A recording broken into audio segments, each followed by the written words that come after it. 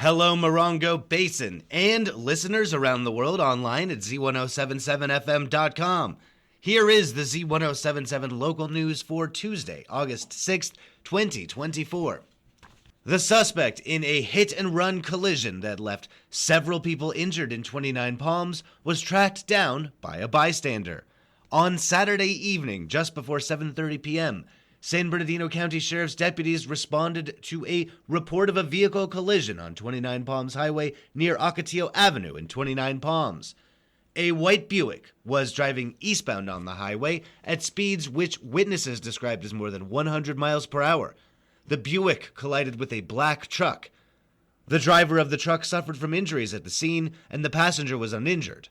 Witnesses at the scene told deputies that the driver of the white Buick, identified as Deborah Jarrett, exited her vehicle and appeared to have been intoxicated. They told deputies that Jarrett got into the passenger seat of her own car, then attempted to open the back door of the truck. A witness said that Jarrett was pounding on the windows of the truck, asking to be let inside before she returned to her own car and drove off. The driver of the black truck was treated for injuries by San Bernardino County Fire at the scene of the collision. A witness at the scene told 911 that they followed Jarrett as she fled. The witness provided dispatch with her location, and she was contacted by deputies, who took her to High Desert Medical for treatment.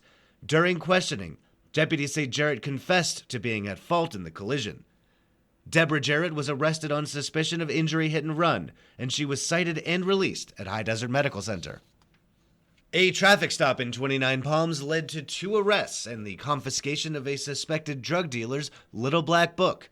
Early Saturday morning, just after 3:30 a.m., a deputy with the county sheriff's Morongo Basin Station reports conducting a traffic stop on a black Chevrolet Silverado near the intersection of Samarkand Drive and Morongo Road in 29 Palms for driving on the wrong side of the road, failing to signal when changing lanes, and improperly displayed license plates.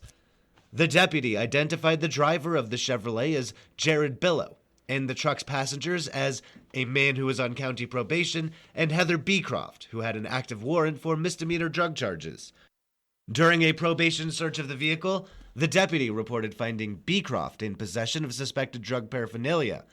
Billow was found with a backpack containing suspected methamphetamine and fentanyl, along with small denomination bills, a scale, and several pairs of plastic gloves. Also found in the truck was what deputies described as a small journal with several names, followed by a monetary amount and the words, Jared's Bill Collector Book. Jared Billow was arrested on suspicion of transporting a controlled substance. Heather Beecroft was arrested for her active warrant and possession of a controlled substance. Both were booked into the Morongo Basin Station and have since been released.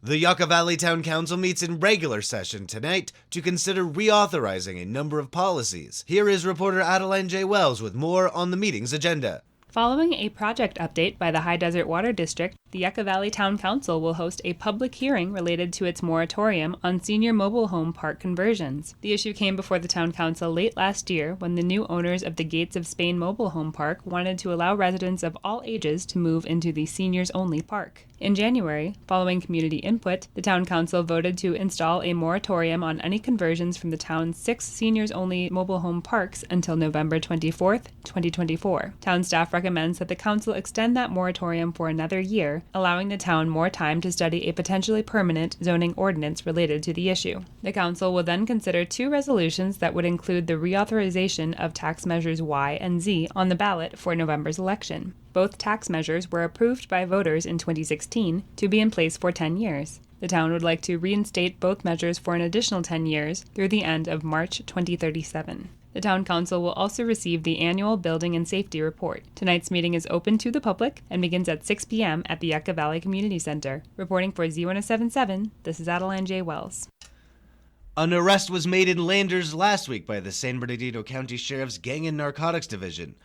Between July 27th and August 3rd, the Sheriff's Department served 6 search warrants related to gang members and felons believed to be in possession of weapons or narcotics as part of Operation Consequences. One of those warrants was served in the 4000 block of Artesia Avenue in Landers. A representative of the Sheriff's Department said that more specific information about arrests made as part of Operation Consequences could not be shared due to possible connections to gangs, narcotics, and future investigations. In the last week, Operation Consequences led to 8 felony arrests and the seizure of 18 firearms, 2 of which were ghost guns, and over 2 pounds of suspected narcotics county-wide. In a move to provide more equitable access to national park material, Joshua Tree National Park has made its park brochure available in audio form. Joining us with more is online news editor Robert Hayden. If you're visually impaired and visiting Joshua Tree National Park, you'd probably want to get the same opportunity to read the park's brochure as everyone else. The National Park Service has worked with a nonprofit university-based research initiative, the Uni Description Project, to create audio-descriptive versions of the National Park brochure in Joshua Tree and other parks around the nation. I'll let the app introduce itself. Welcome to the official Joshua Tree National Park brochure and map audio description. Listen to text and descriptions of photos, illustrations, and maps. I'm listening through the free Uni Description app, available for both Androids and iPhones. The app breaks up the brochure into smaller bite-sized sections with text versions of the brochure's information right alongside audio descriptive versions of maps and photos. For those who aren't visually impaired, listening to audio descriptions can provide a different way to experience familiar plants and animals, painting a picture in your mind's eye of some of the national park's most unique species. Small, dark green leaves line the branches. Each branch ends in a fluffy bundle of small, red, tubular flowers. The red contrast on the branches creates the illusion of small flames on top of a tall, skinny candle. Its appearance leads to its name, Ocotillo, which is a Spanish term meaning little torch. The audio brochure is just one part of the national park's push towards equitable accessibility for the visually impaired. We strive to make our facilities, services, and programs accessible to all. The park offers an audio tour on the NPS app plus Braille signage in visitor centers and exhibits, as well as Braille copies of the park brochure for use at visitor centers. For more information, go to a visitor center, ask a ranger, call, or check our website. That's at nps.gov, or you can find links to everything mentioned here at this story on our website, Z107.7fm.com. Reporting for Z107.7 News, I'm Robert Hayden. You may have noticed that the Morongo Unified School District's new school year is starting a week early next Monday. Reporter Gabriel Hart explains the good reason for this that will benefit both students and staff in the long run. Back in 2022, MUSD launched a calendar stakeholder committee consisting of teachers, classified staff, school site administration, and district office personnel to look at the calendar. They surveyed the community and identified 2 major problems they wanted to address. They wanted the first semester to end at winter break and for the calendar to align better with other district calendars. In years past, students came back from winter break and there was about 2 weeks left in the semester, so they immediately went into testing. This was difficult for students and staff and impacted their ability to relax over the winter holiday. In response, the committee opted to shift the entire calendar forward so that the semester ends at winter break. This decision also moved the start date up by a week. To balance out the calendar, students will have a 2-week spring break moving forward. The MUSD 2024-25 school year begins on August 12th. Stay tuned to Z107.7 FM for updates on orientation and back-to-school nights. Reporting for Z107.7, this is Gabriel Hart. And finally, in a brief ceremony held during their meeting last week, the Rotary Club of 29 Palms formally inducted new city manager Stone James as a member of the local club. James had previously been a member of the Cathedral City Rotary Club.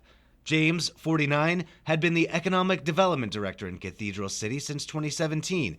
He holds a master's degree in real estate development from the University of Southern California and a doctorate in policy planning and economic development from USC. The Rotary Club of 29 Palms, founded in 1948, meets Wednesdays at noon at the Little Church of the Desert Meeting Room. More information is available at rotary29.org.